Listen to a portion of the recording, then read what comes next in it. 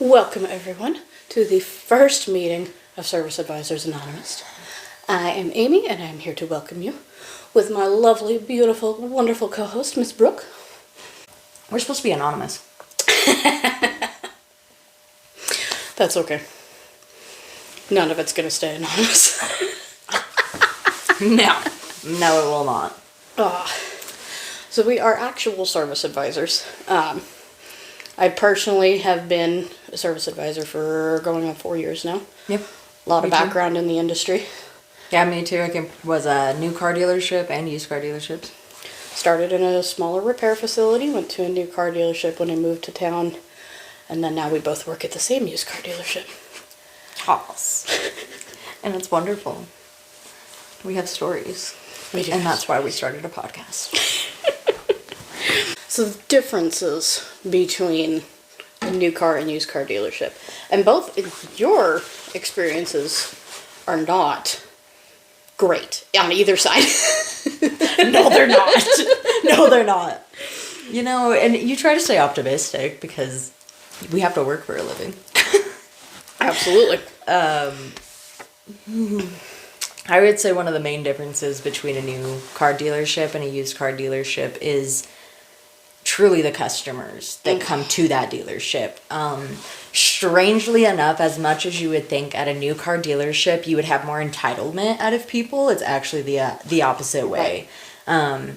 The people that were seemingly entitled at the new car dealership, I realized pretty rational people actually understand them. Used car people, nope. No, Absolutely flat out. Don't And understand. as a service advisor, you have so much more power to help somebody at a new car dealership. It's very true because Like- you're able to call. You know, for instance, I came from GMC, and at that dealership, I was able to call the rep anytime I needed. If there was a customer that had a 2018 Yukon and they kept up on their services, I could call the rep and say, "Hey, they're out of warranty. They need a transmission. Can we help them?" They do it, even if they're out of warranty. Yeah. Just because they did what they asked the customer to do, which was maintain that vehicle. And as long as we kept up our side to selling those services, they bought them. So that's even better. I personally came from Toyota before I ended up at a used car dealership, and at Toyota we didn't have a whole lot of leeway after warranty. However, the extended warranty from Toyota Financial Services, their 100,000 mile you purchase with the vehicle, is basically bumper to bumper. Like, they don't cover cosmetic stuff, trim pieces, stuff like that, which did suck because the new Tundras, for some reason, the trim on the seat for on the driver's seat breaks all the time. So if you're like just a hair over 36,000 miles or 3 years, you're hosed on that no matter what. No, GM was the exact same way on the cosmetic stuff, if anything like that. Even Cadillac. I was thinking Cadillac would extend it a little bit because their trim pieces flake really easily and they warp. For a Cadillac, I mean, we're talking like prestige, very nice, like Luxury. the reason that the one that we have in town lost their license to sell Cadillacs is because their advisors didn't wear white button-ups and slacks, and we didn't have, I mean, it had to be almost like you were going into the Taj Mahal of the dealership. And because they didn't hold those standards, they revoked the license to sell. Wow. Yeah. Yeah, at Toyota we didn't have too many issues with like the luxury side of it. You know, generally, and like that's why luxury cars depreciate so much faster than everything else, because those trim pieces aren't made to really last. Yeah. You know, luxury manufacturers in general, with the exception in my experience of Lexus, Cadillac, Mercedes, especially the European ones. Oh my God, yeah. Mercedes, BMW. They want you to trade that vehicle in at 60 to 75,000. They want that. They want you to get into a new vehicle every 70,000 miles. Absolutely. So they don't 100%. make them to last any longer than that. And that's sort of true across the industry as a whole. I think that in the beginning it used to just be them that did that. You know, just European brands that made those vehicles only last for a certain amount of mileage to, you know, talk them into buying more. Encourage you to go Yeah, back, exactly.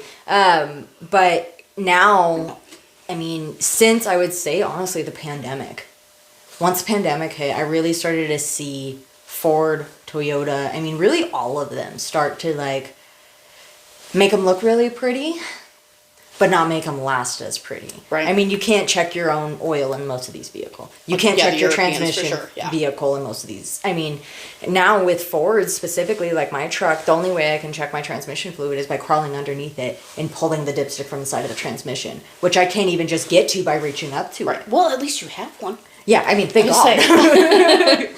Like, standpipe transmissions are even becoming a thing of the past. Mm-hmm. Like, it's almost impossible. And that's the goal. They're trying to make it so you can't maintain your own vehicles. Absolutely. Which does also put used car dealerships at a further disadvantage. Mm-hmm. How many times a day do we have to send something to the manufacturer's dealership to get programmed, to get whatever? Or recalls done that are, I mean, outlandish recalls anymore. Yeah. I mean, I feel like the recalls are starting to get worse and worse, and I started to see that when I was at GMC. Mm-hmm. One of the recalls on a Buick Encore, specifically. Old, like 2010. I mean, that's not like super old, okay, you know, but like... That's 15 years old at this point. Right. So at this point, it's like 15 years old. But they had recalls on the ignition, the lock cylinder, and the keys. Because apparently it would get to a point where it was so worn in because of just a faulty part that they had put out, their bad manufacturer that was selling those parts to Buick to be able to install. They weren't good parts and they weren't lasting. So people were getting stuck in trying to go home from work and all kinds of stuff and couldn't start their car. Couldn't even get into the Because the key was wearing out or the cylinder was wearing out? Oh, jeez. Both. Because the only reason we had to do the keys was because there was chips inside of them. Mm. And the chips, and then of course the key itself was just wearing out. Mm. But the chips themselves would lose memory, and so then it was the theft deterrent system. Yeah. It would start flashing, and then they couldn't start the vehicle. Jeez. Yeah, I was spoiled at Toyota. For the most part, like, the only older recalls I had to, like, recalls on older vehicles I had to deal with were, like, corrosion issues, rust issues. Mm-hmm. I think it was the second generation Tacomas. It might have even been the first generation. I can't remember for sure now. Had an active recall for the frame. The frame? Yes. So you would bring in your vehicle for inspection, and the technician would determine whether or not they could do a rust removal and then coat it and prevent further damage. Okay. Or if the damage was too severe, we had to replace the frame. that was something that Toyota just took care of. Like, there's a reason that they have the reputation that they do. Yeah. And it's sad in my eyes to see them now because they're with these new generations of technology. That's mean, yeah. Toyota's infotainment systems and computers are going to be their downfall because they, in the past, everything they did, they let the rest of the industry test it out and they put it on their vehicles last to make sure that it was solid. Yep. And now they're trying to keep up with the Joneses. They're trying to keep up with the technology. The new, like, my Tacoma was one of the I think mine is one of the last of a dying breed, honestly. Yeah. I have a 22, and the 24 Tacomas have got this massive screen. We used to make fun of Teslas for those massive screens, and now they're in everything. I can't talk. I got a 23 F-150, and it's got a 8-inch screen. 8 nothing. These come standard at 14. Jesus Christ! We used to make fun of Teslas for this, and now we're putting them in everything. Yeah, I did make fun of Teslas because of the whole screen that, like, came across the entire, like, side and into the door. I was like... It's like, this is a joke. This is a computer game. Yeah, what am I supposed to do here? And I mean, on most of these, you're able to play games on them. You're able to watch movies on them. You're able to download apps onto these. Yeah. And just the Apple CarPlay. Let's just talk about that. Connecting to Apple CarPlay. So years ago when I was at GMC, it was 21, right? 2020 to 2021.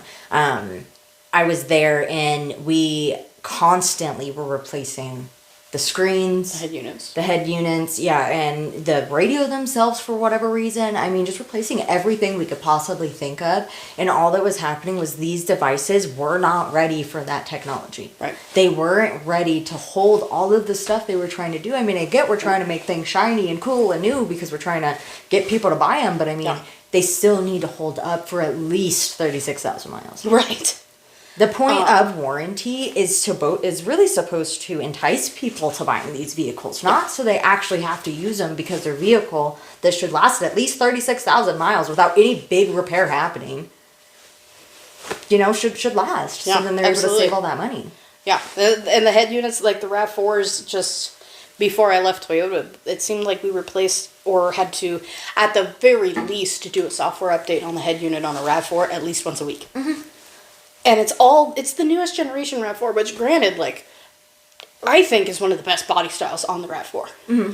And the new Tacoma is the same way. Like, I love the body style in the Tundra. Oh, like, the Toyota Tundra recall on that motor. But the Sequoias were not. And the Sequoia with the same drivetrain, same body style came out a year after the Tundra. Oh, okay. So that's what took me a while to figure out. It was actually specific to the 22s. Mm-hmm. But that motor in the 22 has a major recall on it.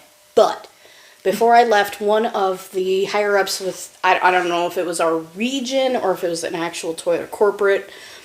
Anyway, he came by and my service manager was asking about it. And he was telling him that recall is going to be eligible for the lifetime of the vehicle. Mm-hmm. Most recalls have an expiration date. Most recalls have an expiration date, people. Yeah, do not forget that. You have a certain time to get this stuff done. Usually it's years, but do keep in mind they do expire. So if you're thinking, oh, I'm going to worry about it when I get the problem, don't do that in most recalls. Unless you own a Ford and they make you wait. We'll get to that. I'll talk about those freezing doors in a minute. But the Tundras, it is going to be a lifetime recall. So we already had a couple of customers that are like, yeah, I'm just going to wait till the engine blows and then get a new engine.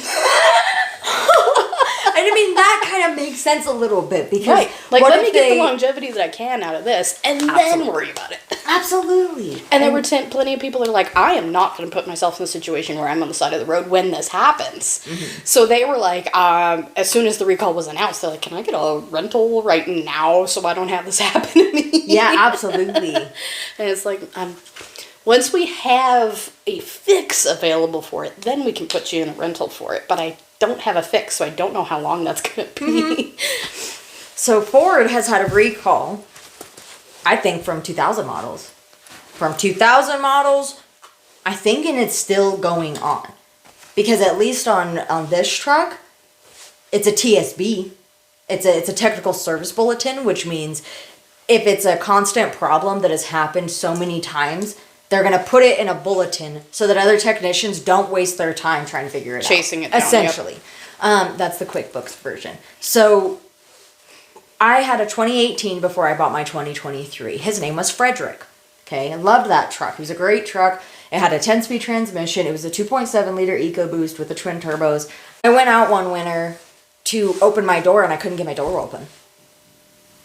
I got anger issues in the morning if I don't have coffee. Before that, I'm Satan on earth. It's pretty bad. And so I was sitting there trying to get it unlocked. Couldn't get it unlocked. I had to go around to my passenger side, and for some reason my passenger door opened. Got it opened. I called Ian at Ford immediately. And Ian says, Brooke, I hate to tell you this, but I can't do anything until all of them are frozen. Oh my God. And I said, what do you mean all of them? And he said, you got in to the passenger side, right? And I said, my driver's door will not open. And he's like, well, come by later this afternoon and we'll get it looked at. Well, by the afternoon, it wasn't frozen anymore and it opened. And I didn't have a problem with that door again for that time period, but I also traded it in the next winter. Yeah. But that had other problems. I come to find out that this has been a recall since at least 2004 that I know of, where it's apparently the door locks freeze. The actuators can freeze up and the locks themselves. And from what I understand, they still haven't really gotten it fixed, but they make it to where you have to have it completely failed before they'll let you do that recall. Any other make, any other manufacturer, I have never heard of making that customer wait till it was actually a problem before they did something. Now, I'm a diehard Ford owner.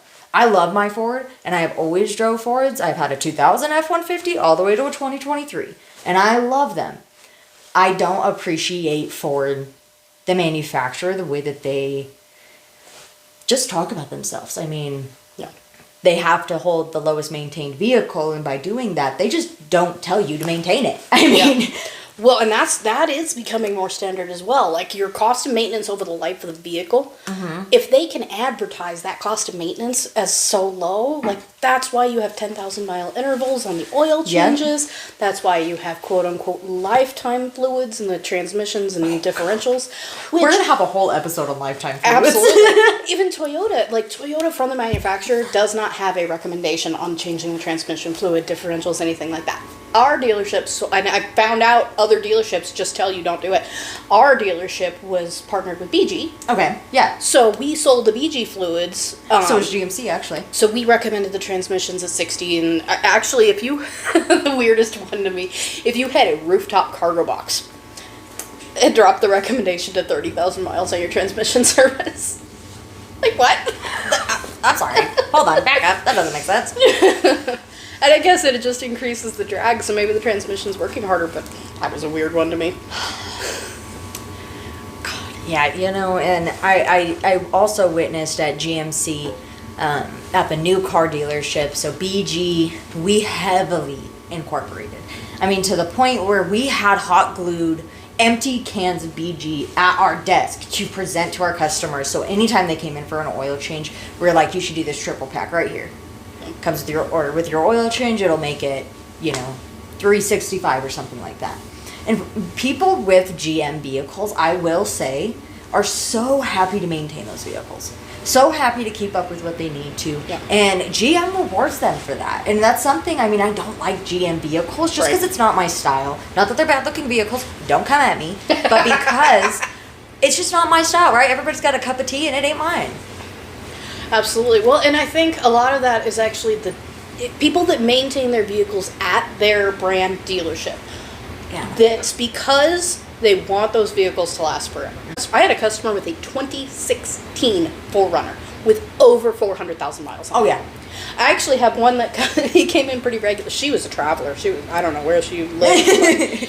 I have another customer that is local, and he brought every time he came in, he's like, don't trip over that odometer. It was 480,000 miles, but that was a 98 4Runner. Like, at least I could see the timeline on that. Right. Her 2016, I came back and I'm like, so you How many times have you been around the United States? Do you drive for work? Her answer was actually not anymore. That mileage is going to stop going up that fast now. Oh, that's crazy. Back to the customers. Yeah, we'll go back to the customers. The used car customers. And I think maybe it's not even so much Their fault. they're entitled. Maybe it's not that they're more entitled but we had more ability to help them. Yeah. With a used car purchase, you bought a used car. You bought something with 60, 80, 100 plus thousand miles, 200,000 miles on it. You're not buying a new product. And even when you are buying a new product, you're subject to recalls, you're subject to breakage. That's why the warranties exist. Exactly. So coming into a service department in particular to used car dealerships saying, you guys sold me this piece of junk. First of all, service department did not sell you that. Oh, God. I think every time we hear it now, it's like a twitch. It's just like, you made an adult decision to say, yep, that one right there that's rusted out the rear end, yeah, that's going to be the one. It looks like it might be crying oil, but it's fine. This one, I live 2 towns over. And oh my God, that's my I favorite. drove off the lot on a Saturday with the check engine light on, but it is your problem. You need to fix it. Oh my God. One of my absolute favorite, and I'm going to try to be as vague as possible with this one. A couple came from, I believe, like Texas. It was far. I know it was. They came from Texas all the way to Colorado. Okay? To buy a 2022 Yukon. Now get this. 98,000 miles on this Yukon. I mean, it was a beautiful Yukon on the outside.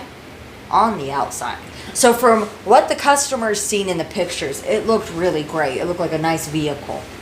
But what they didn't see is on the website, when they kept clicking, there was all the dash lights on the vehicle. Oh my God. Every dash light was on the vehicle. Even in the pictures? In the pictures. And nobody caught it. Nobody said anything because I don't think anybody ever noticed. And so anyways, these customers come in. It's a Saturday, by the way. So I have nobody there.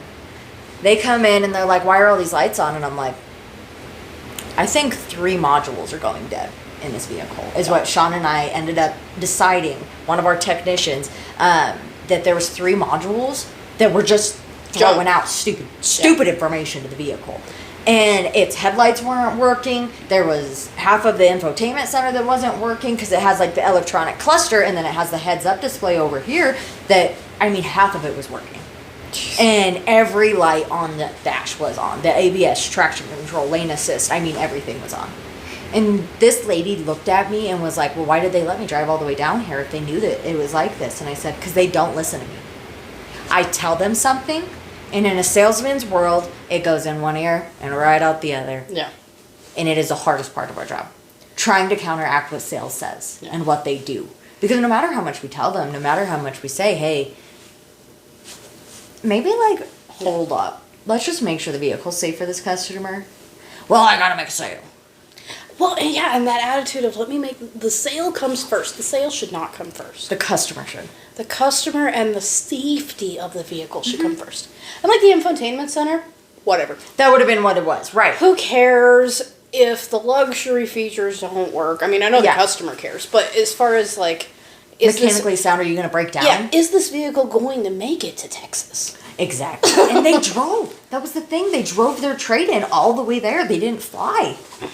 And so they ended up backing out of the deal and they left. Yeah. Like they had already signed papers. Yeah. So they were... Hopefully went over to a new car dealership. I don't remember what happened to that Yukon, to be honest with you. Never seen it again and never heard from those people again. But anyways, going back to customers and the way that they act, I think that the biggest thing is when people go into a used car dealership, they're there for a reason. And I don't mean it in any bad way, but they're there for a reason, right? The first time I went to a used car dealership, it's because I was 17 and I didn't have any credit. And the only way I could get a car was making it a $20,000 car that I could get a loan for. And it was a Ford Focus. Her name was Fiona.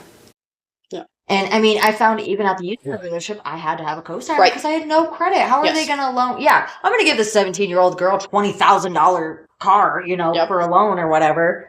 You got to think about it rational. I've found over time it's actually easier to get a new car. And I found that now. Because the banks know that car is going to last longer. I personally didn't have that situation. I started building my credit with a credit card. So I already had some established credit the first time I went to purchase a vehicle from a dealer. Yeah. And I've never purchased, I have only ever purchased 2 vehicles brand new in my life. The only used vehicles I ever bought, I bought private party. I never bought from a dealership. Oh, okay. So I have a very different experience with that. But yeah, I definitely have experience from being a customer before even entering the dealership world and buying from a dealership as being a dealership employee. And I've been in multiple parts of the industry. It wasn't just service. I mean, I started as a detailer. I started as a lot technician. And a lot technician really just organizes a lot to make sure the vehicles are clean. Yep. Does essentially, you know, the work of the dealership. I mean, that's what a lot tech is. The lot techs and the porters. Exactly. Absolutely. That's exactly what they are. And it's in no derogatory. Yes. Thank you. That's the one.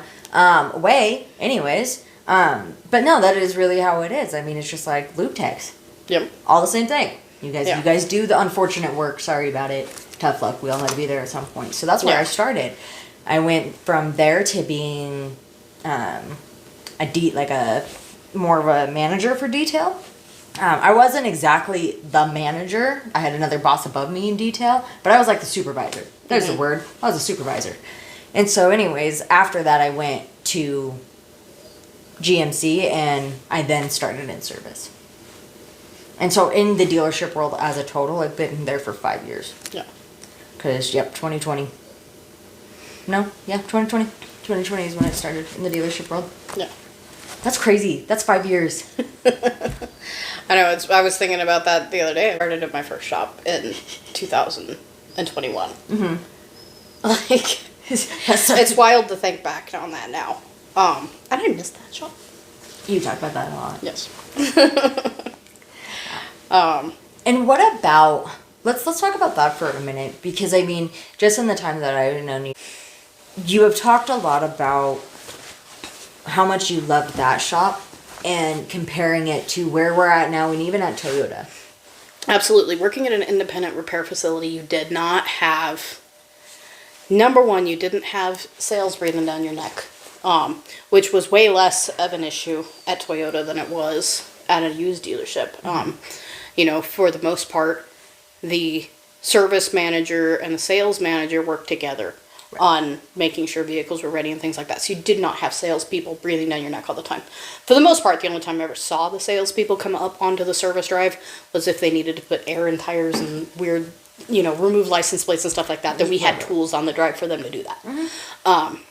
But at a private repair facility that does not sell cars, does not have anything to do with the sale of cars, you don't have customers coming in with that attitude of, oh, you sold me this, and I bought this car for X dollars. Oh, God, and it's my favorite when I just spent $4,000 on this car. Lady, did you notice the W in front of your stock number? That means it's a wholesale vehicle, okay? And no, customers don't see any of that. They have no idea what that means. Really? Oh, God, no. Customers don't know what a stock... Customers don't even know what a stock number is. Most of the time. Okay. Well, see, before I was in the dealership world, I always knew what those numbers meant. I knew that the numbers on top of them were how they tracked all of them. Yeah. And, I mean, basic common sense at least had always told me, let me look a little bit closer into this one. Exactly. Well, then that's the difference. It's like, you were not just looking for something to get you from A to B necessarily. You were looking for something that you were going to enjoy in a car because you're more of a car person. Like, you don't get into this industry if you're not a car person. Yeah, I guess that's fair. That's fair.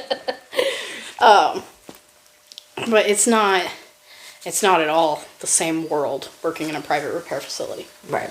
And it's customer service. You still have pissed off customers no matter what you do. But that was, and we had the ability to fire customers. Really? Oh, God, yes. My boss, I remember in particular one time we had this lady that came in and there were 4 of us in the shop total. Me, the youngest tech, the shop supervisor, shop foreman, and the owner. That was it. And all 3 of them were out in the shop. Like, right. The reason the owner hired me was because he didn't want to be in the office. And we had this customer that came in when the owner and the shop foreman were both out test driving a vehicle. She came in and just screamed and berated me, and the younger tech tried to step in, and I just kind of like waved him off. I'm like, I got it, Danny. No problem. So she leaves, and we even reduced, so ultimately we couldn't fix her problem. It was a common enough problem that there was a kit to alter it. If I remember correctly, it was a serpentine belt routing. So there was a kit to alter the serpentine belt routing on this particular vehicle. So the fact that kit existed told us that was a pretty common issue. Absolutely. And she refused to pay for it because the kit and labor came up to like $400. The vehicle might have been worth $200. Oh, okay. Fair. So, absolutely. And we felt bad about that situation. So we did reduce, like, normally our minimum shop cost was $60. We told her we would do the diag for $45. She wrote me a check for $45. And I was done. Like, I got her check. I didn't care. Be gone. The younger tech told the owner about it when he got back. He came into the office hot. And I thought he was mad at me for a second. Right. And then he gets on the phone and he calls his customer and he said, I am ripping up this check. Do not come back here. You do not talk to my employees like that. You do not get ugly with my employees like that. I was 15 minutes away and they both told you that. You could have waited for me. You don't get to talk to my employees that way. Literally ripped up her check. Dang. Done. And I thought it was grievous the way the customers were allowed to talk to us at Toyota. But at a certain extent, like, we were representatives of the brand. Right. So the service managers had to do a certain amount of give and take with the customers on that we had the freedom to not do. Oh, absolutely. But at this used car lot, I mean, I don't know. In all of my history, and even just outside of dealerships, just the way that people talk to you. I've worked in the food industry, I've worked in the hotel industry, I've worked in construction, from insulation to concrete. I mean, I have never, ever had somebody talk to me the way that these people talk to me. Right. And without even caring. It's like I mean, I had a guy it's like tell you're an me, idiot and you're their slave, and I don't get it. Like, I called a guy and said, hey, your $1,200 repair is covered. All you have is a $100 deductible. Well, did you shake down the rest of the front end? Well, of course we did. That's how, how we got to this point that you needed a power steering pump, is while I was sitting there going like this to see how everything was looking. I mean, that wasn't shaking it, obviously, but that was just part of the checking. We found your pump was screaming. Yeah. And he's like, well, tell your technician to put his purse down and shake my front end. And I said, you will not talk to me like that or my technician. Why don't you come on down here and we'll show you what exactly I just told you. Come to find out, dude was talking about a tie rod and it was a track bar. That's my favorite. That's my favorite. It's a tie rod and it's loose. Yeah. And then this part's a problem. Like, then they send me the video, or they come down and they show me this tie rod right here, and I'm not a mechanic, not a certified mechanic. I didn't go into schooling. I didn't take any classes. Okay, well that's a lie. That's a lie. I took a BG class. Okay, but that has nothing to do with anything besides additives. Okay. Anyways, and I told this guy, I said, that is a track bar. That is a track bar right over here. That little tiny thing right there that connects your track bar down to your hub, that little thingy right there, that's a tie rod end. Yeah. There's a difference in what you're talking about. Yep. And right there, you have a rotation. It has to be, what was the word that they used? It has to be able to rotate like this, like up and down, essentially, but it can't go side to side. If it goes side to side, your tie rod ends are bad. It was a 2022 Jeep. Well, and that's that's the other thing is like Jeeps ride rough. Man. Jeeps ride rough. That's what they're built to do. If they had a soft suspension off-road, and I don't know why you purchase these off-road vehicles as mall crawlers because you think they're cool. They're not. They're not reliable. They're not good vehicles to have as a daily driver. No. They are wild, badass off-road machines. And if you're driving off-road, having a soft suspension absolutely works to your detriment. And I've been riding service for a while. I had all of my schooling and education in the automotive and diesel industry. And I have been off-roading since 2012, 2011. It's my favorite thing to watch certain, specifically men. Specifically, which we're gonna even save most of this for a different episode, but just to give like a little bit of pizzazz here, specifically men, when you try to tell them something about an off-road vehicle, and it's specifically with her. I'm used to it with me because honestly, sometimes I don't know what the hell I'm talking about. I'm just trying to communicate what the text saying to me, okay? Some of this stuff is complicated. Yes. And that is literally the core base of our job is we talk to the technician so you don't have to. Because they're not nice. They stay in the back for a reason, okay? They have not a single bit of respect for your feelings. They have no respect for your feelings. They have no sense of professionalism. No. These guys sing and dance most of the time while they are turning the wrenches, okay? Like, they aren't meant to be at a desk. That's why we're there. They're highly inappropriate individuals. And we love them. We love them desperately. That's why we work with them. But customers would not love them. So that's why we exist. And that's why we started a podcast. So, but anyways, I can't remember the gentleman's name, but you were trying to explain to him the suspension, and he was trying to tell you were wrong. Oh God, and you were like, silver Jeep? I think so. And you were like, sir, I've been doing this for years. I know exactly what I'm talking about, and I want you to tell me again I'm wrong. And oh my God, I think it was the day that I realized that you and I are going to be best friends. Okay. And it shut him up. Oh, absolutely. It was beautiful. I am out of drink, so let's pause and take a quick break, and I'm going to refill my drink. Okay. And we are back. I have more liquor. In such a fun little decanter. Yes. That is how you pronounce that word, right? That is correct, yes. Okay, well, you don't got to make sure I'm on it before we actually officially start this episode. The other service advisor we work with said society has gone into hill because we no longer drink from the skulls of our enemies. Oh, love that. Love that.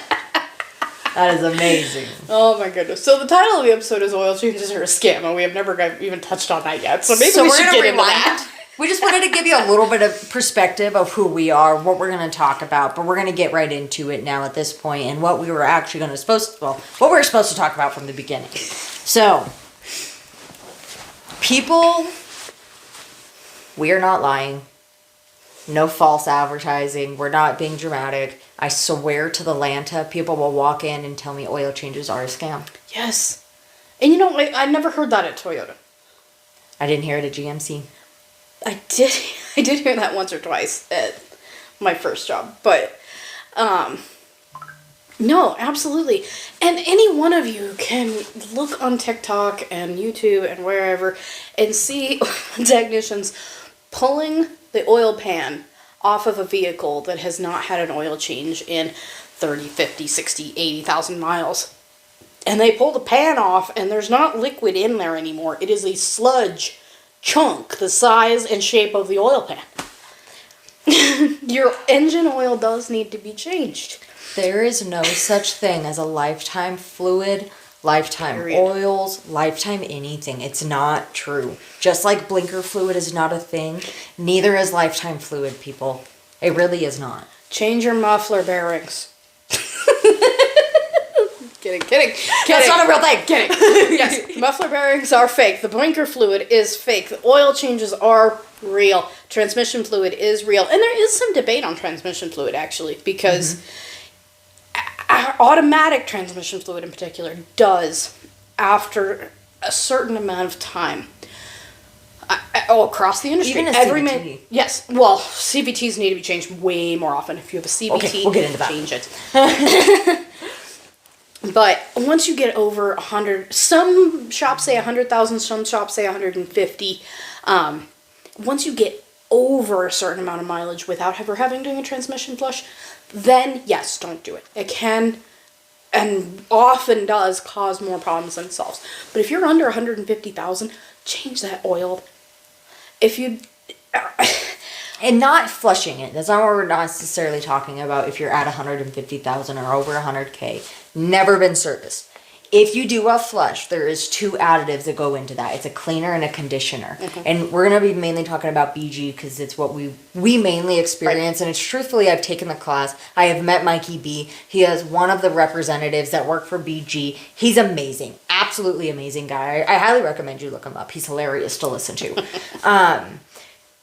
He explained BG to me and proved it. That is not something any other, like a manufacturer of these, like Lucas products, for instance. Yes. I have not seen that ever of them to say, hey, I'll prove it to you. Let me show you some stuff. Yes. And it's amazing. So anyways, going back to the transmission service with a BG additive, a conditioner or a cleaner and a conditioner, the cleaner is going to rip out all of the dirt, the clutch material, all the bad stuff out of that transmission that's not supposed to be there when you're servicing it at 30,000 miles or 45,000 miles, at that point, which is what GMC would recommend, and BG. Yes. BG also recommends every 30,000 miles to perform a flush.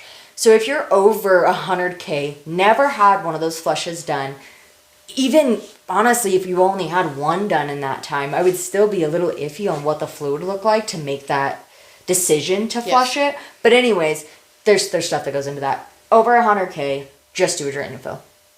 Just drain it out, put good fluid in it. Because there could be good clutch material or good material in there that's filling in a cavity that if you remove that, your transmission's going to fit. Yep.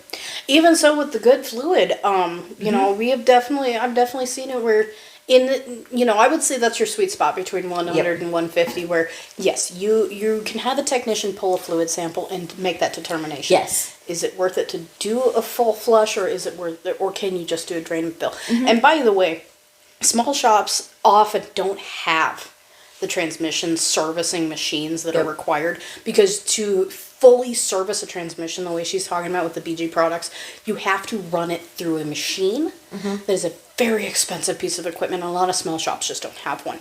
So a drain and fill service is going to fill your needs. Yeah. It is going to extend the life of that transmission and a lot of times it's going to be a little cheaper because it's absolutely. just a drain and fill. Mm-hmm. But if you're in that sweet spot between that 100 and 150, then maybe you just do the drain and fill and see how it goes. But if you're over 150, even the drain and fill could be detrimental. Oh, absolutely. Absolutely. So- But going back to everything being a scam that we talk about, specifically oil changes, the rule of thumb, and we're not talking about what is the manufacturer's recommendation, we're talking about the actual fact of when you need to do an oil change. It is either every 4,000 to 5,000 miles, if you have to push it, or 3 to 4 months.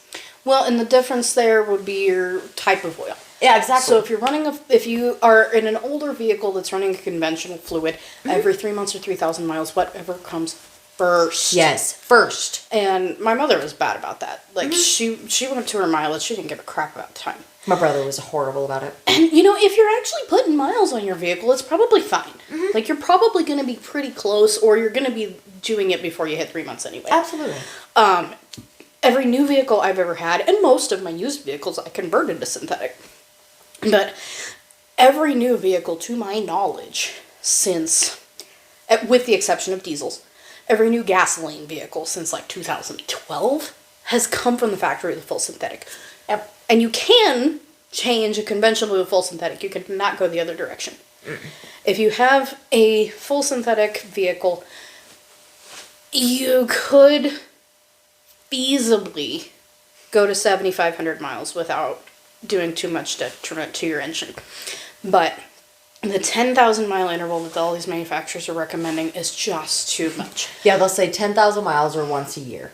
And the biggest difference I have found, especially working at Toyota, because Toyota is one of those manufacturers that does say 10,000. Yep, so does Ford. The biggest difference I found is the filters. If you are doing your services at that dealership and you are using OEM filters, you're probably okay. You're probably okay. I have seen Toyotas that get serviced every 10,000 miles go 3, 4, 500,000. So you might be okay, but if you're doing your oil changes at a Jiffy Lube, at a small repair facility, at any quick lube, anywhere but that manufacturer's dealer, especially, God help me if you have an Audi, Oh my God. you have to change those filters every 5,000 miles. You just have to. I mean, even a Kia. So I came from Kia also. I worked at a Kia dealership, and it was a new car dealership. We had I think it was a Kia Sorento, that's what it was. It was a Kia Sorento that came in. It had like 83,000 miles on it. The customer, he was a very, very nice man, came in and said, my wife told me the oil change was due today. He had a really thick accent. And we say, okay, we looked at the sticker and I noticed there was about a 25,000 mile difference from the sticker. I just thought maybe they forgot to replace it. But I also had just started at the dealership, so I didn't really know too much about service yet. The technician's name was Kyle. He came and got me and he said, hey, you got to see this. And I said, show me. He pulled the oil filter out and it was completely cylinder with sludge. Completely full of sludge, this oil filter. And where this oil filter sits is kind of up top in the engine area. Yep. So when he pulled it out, I mean, it was just sludge coming out. Yep. We knew at that point right there was sludge in that entire engine. If it got that far up to the oil filter that's on top of the engine on this specific model, and I don't remember the year of it, but on that specific model, that's where it was. He ended up calling his wife, figuring out that sure enough, that sticker was correct. No. They went 25,000 miles On a single oil change. on a single oil change and Kia- trashed that vehicle. And Kias have such bad engine problems to begin with, even if you do maintain them all the time. Exactly. That's why I brought this story up, because I was like, listen, Linda's, with one of those vehicles that everybody knows, it's like across the board, like a Mini Cooper, for instance, across the board, people know that they don't last that long. From my experience talking to any customers, talking to people, just Joe Blow from down the road, they know that. They know a Kia, specifically Mini Coopers, that those vehicles, for instance, they just don't last as long. They just don't, especially if you don't maintain them. Yep. Something about going back to Ford, for instance, I noticed specifically with the EcoBoost engine, customers flat out refuse to do oil changes because Ford recommends only once a year or 10,000 miles. And I have proven it. I have had an EcoBoost since 2020. Specifically, my old truck, my 2000 truck, it was a Triton motor. Which Triton motors are trash.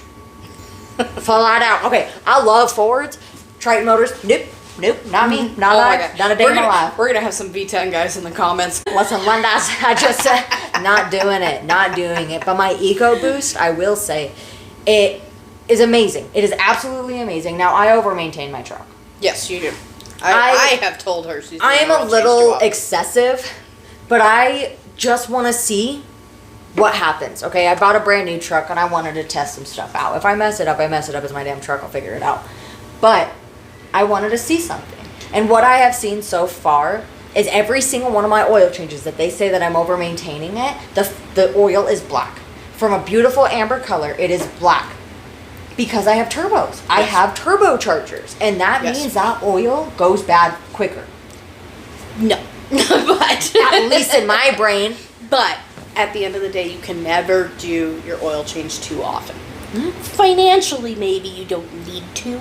It's $120 every 2 months. I am not that mad about it. I was saying, like, as my old shop foreman would say from my first job, cheap insurance. If you spend $150 every couple of months on your oil change, especially on an Audi, BMW, Mercedes, you spend $150, $200 on your oil change every 3 to 5 months, saves you a $25,000 motor in a couple of years. Mm-hmm. But your truck, the reason that color gets so dark is because your turbos work off of your exhaust pressure. So your exhaust, whatever comes through your exhaust, does get dumped back into your motor a little bit. Now, gas motors, you have your EGR, you have everything else that filters out a lot of particulates, but nothing gets everything. Yeah, exactly. That when customers come in and tell us, well, I just put oil in it. I just keep filling it. And that's you're still not changing out your filter. And that is not all to an oil change. Is kind of where I was getting with that. Exactly. Was there's more to LOF, lube oil filter, which granted, most newer vehicles do not have serviceable U-joints, do not have a lot of grease zerk, so you don't have a lot of the lube service that you used to. Right. But the hi Zoe. Hi, Vivi. Our first Pardon the interruption. Oh, you're such a beautiful baby. So, without having those serviceable joints, you don't have to necessarily worry about that as much. And most technicians don't even look at them on newer cars. Nope. But your oil and filter need to be changed consistently. The filters have a bypass. So, if the filter is clogged, it just shoots dirty oil up into your engine without any filtration at all. So then you have extra particulate matters and other things that you do not want running through your engine. Your engine is a very, very clean, very tight system. Very sensitive. There's more to it than I think people ever actually understand. And I think that's a lot of what we're going to be talking about. Is, we're here to have fun. We are here to educate a tiny bit. But we're mainly here to just explain what everybody in this industry deals with. Yes. And for us to have a good time and get it out. And I think that's mainly our goal here. So welcome to our therapy. Yes, that's what you are. You're a therapist. Thank you. Thank you. I don't want to pay for it, and you won't push meds on me. It's a fascinating industry, truly. And it's a hilarious industry. Absolutely. We have some of the best people in the world working in this industry. Oh, yeah. I mean, some of the, just our technicians. Absolutely. People have awful things to say about technicians. Awful things to say about them because they don't understand them. And there is absolutely a difference between a mechanic and a technician. Yes, there is. And we're going to do an episode on that bad boy here in a little bit. Maybe in the next couple of weeks. Yeah. We'll decide. I think we should have some co-stars for that one. Yes. So, I'm going to make you guys work for that one. You're going to have to get us some followers before I make that man come on here. I dealt with a lot at the new car dealership that I actually don't experience as much at the used car dealership. Imagine the car wash, that. Yes. Was how much people knew the ins and outs and how to essentially manipulate people. And once I caught on to it, I never let it happen again. Yeah. And it sucks that you have to almost stop looking at the good in people because of that. And, okay, I get it. you aren't supposed to anyways. Yeah. All the time, right? Now, it's a lot harder. I've always just been taught it's a lot harder to find the good in people than the bad in them, right?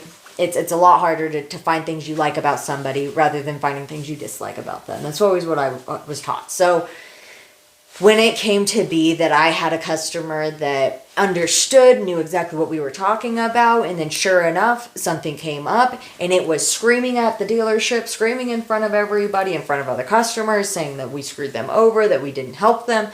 And it's a gut punch to your advisors when we try to run laps to help you. Yeah. Like, not all advisors. Hear me now. Mm-hmm. Not all advisors. Some advisors are absolutely out to take everything in your wallet because they need that money. Yep. I will say that. There are scummy people in the business. And there are scummy dealerships. There's absolutely scummy I came from one. Yes. I came from a scummy dealership. Yeah, you came, and that's actually going to be a fun perspective on this throughout the entirety of this podcast. Was your dealership you came from was very, very underhanded, very much the impression that a lot of people get about dealerships, whereas mine was truly an honest dealership. Absolutely. We didn't sell you cabin air filters if you didn't need them. Even people that went off like the mileage schedule, because while Toyota did not have a mileage schedule for their transmission service, they did recommend a cabin air filter every 30,000 miles. Absolutely. But your cabin air filter doesn't necessarily go bad in 30,000 miles. I mean, just the markup on parts, on labor. So specifically the dealership I worked at, when you came in for Diag, it was $185, okay? $185 an hour for a normal vehicle. Not a diesel, a normal vehicle. A diesel is $225 for Diag. Once you were in that door, we diagnosed it, your labor rate went up $40 an hour. What? They made the grid. So there was a grid that we had, and it was the starting number we told you about, and then it was what you change it to as soon as you make your estimate, because all the customers seen based on Dealer Logics, what we used, was the totals. They never seen a breakdown. We were not allowed to give them a breakdown. Well, and we did have a matrix with labor, but we weren't secretive about it. See, that dealership was. And your Diag, that was kind of a unique situation, at least in my experience with my Toyota dealership, was we charged your Diag fee at the $155 or $165, depending on what time frame you were talking about while I was there. Mm-hmm. And then the repairs were calculated on the matrix. Right. And it told you the hours and it told you the dollar amounts, but it didn't necessarily have that breakdown like you were talking about, like this hour, this hour, this hour. But we always charged the Diag if we found the problem. Mm-hmm. If we couldn't find any problem, we didn't charge you for it. Oh, wow. So if we could not duplicate the issue, you didn't have to worry about paying that $165. Whereas, like, with my first dealership and with our dealership, if we don't find a problem, you still pay for the technician's time. Because they're flat rate. Absolutely. And if you do find a problem, we have the ability to kind of roll that Diag into the repair. Absolutely. Absolutely. Which we did not do at Toyota. So it was kind of a give and take. But I do, I appreciate, because I still own a Toyota, I appreciate that if they can't duplicate my problem, they don't charge me. See, and so as a Ford owner, if I go in under bumper to bumper, hear me clearly, under factory bumper to bumper, I don't ever pay Diag, and I think that's across the board. Bumper to bumper warranty, at least at GMC and Ford, I know for sure they do not charge your diagnostic charge to the customer if they have bumper to bumper. And even if they don't find any problem, if we find nothing, they get charged. The Diag goes to warranty, goes to factory warranty, which is wonderful. So if they find a problem, well, then warranty pays for it anyway. So no matter what, warranty will pay that up to 36,000 miles or 3 years, whichever comes first. Whichever comes first. I'm going to say that 50 million times during this podcast. Which is how most of the stuff in the business works. Yes. There's something or something, whichever comes first, right? Yes. But anyways, going back to just the new car dealerships and... Oh, and coolant flushes. Regardless of mileage, do your coolant flush at least every 5 years. Yeah, I mean, you got... why not? they're really not expensive. Yeah. Coolant flushers are so cheap. In comparison to replacing an engine or transmission or anything else like that. Or a radiator. Absolutely.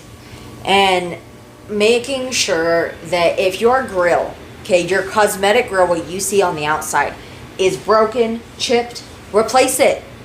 Or else your radiator has nothing to protect it. Your radiator, your AC condenser, and I cannot tell you how many times, especially at Toyota, because you're still under factory warranty. If your AC stops working, you think that that's going to be something you can take care of. However, even with the grill intact, rocks and road debris can still get in there and crack those fins, and it is still not a warrantable condition. Because it's outside influence. So there's so many stipulations. When you're given contracts, read them. Just read them. Or if you Google it for the highlights. Yeah, I mean, honestly, get the Quick Notes version. I mean, come on, we all know we did it in high school for our book reports. Why aren't you doing that with your adult contracts? Your contracts. I can tell you for sure, I never read the contract in my truck, bumper to bumper, or cover to cover. But I do know for a fact that if I'm in an accident, my warranty doesn't take care of that. That's what my insurance is for. I know for a fact if my battery dies, nothing's paying for it. Absolutely. Because it's not a warrantable. It's a maintenance item, exactly. Just like your oil changes. Unless you have a maintenance contract or plan or service policy that specifically states these are covered for X amount of time or mileage. It all goes by that. And we often also as service advisors, you know what, I don't even know if we should bring that up in this podcast on this episode. But anyways, us as advisors have no idea what your contract says. More so with the used car dealership, I've noticed. Yeah. Like with Toyota, we literally, and I have never done this anywhere else, we literally printed an entire vehicle history. GM's the same way. GM is the exact same way. I can pull up anything that has ever happened to that vehicle. And GM, you can actually pull up the build sheet. I can't do that. Yeah. Oh, I loved that. That was so handy. That's a constant issue, actually. That was so handy. I will say, out of any manufacturer, GM did set me up for success the most. I would work at another GMC dealership because GM as a brand were the most normal people that I've ever talked to. They didn't talk to me like they were above me. Like I was nothing to them. Yeah. Like I was just there as a peasant. Which, I mean, specifically at a used car dealership, that's exactly what service advisors are. Yes. We are peasants. We are scum of the earth. We do not mean anything to the dealership, really. And that's kind of how, like, we're treated in a way. I mean, sure, we get birthday cards. But I think that's, like, kind of like dating, you guys. We don't just accept the basics. Yeah. It has been a great first episode with you guys. Thank you so much for joining us on the first episode, and we hope you'll be back next week. Hope so. Bye.